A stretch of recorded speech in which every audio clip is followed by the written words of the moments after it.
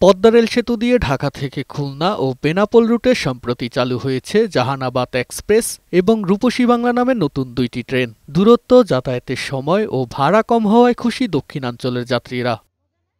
তবে নতুন এই দুই ট্রেনে কোনো স্টপেজ নেই মাদারীপুর, শরীয়তপুর, মুন্সিগঞ্জে। এতে ক্ষোভ জমেছে এই তিন জেলার মানুষের মনে। শিবচর ও পদ্মা স্টেশনে স্টপেজের দাবি তাদের। আমাদের জায়গা জমিন, গাছপালা, ঘরবাড়ি, অনেক পুকুর, মৎস্য খামার নষ্ট করে এই রেল লাইন এখান দিয়ে গেছে, শিবচর বুকরিপুতে চলে গেছে।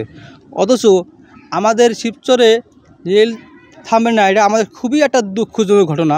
এই যে খুলনা থেকে ঢাকা থেকে যে খুলনা যে আবার নতুন একটা ট্রেন চালু করলে এই ট্রেনটা যদি শিবচরে থামাইতো তাহলে আমাদের জন্য আর একটা উপকার হতো। আমরা দূর দূরান্তে ভোগান্তির শিকার হই, ট্রেনে সবসময় যাতায়াত করি, কিন্তু আসলে এটা থামবে না নাকি।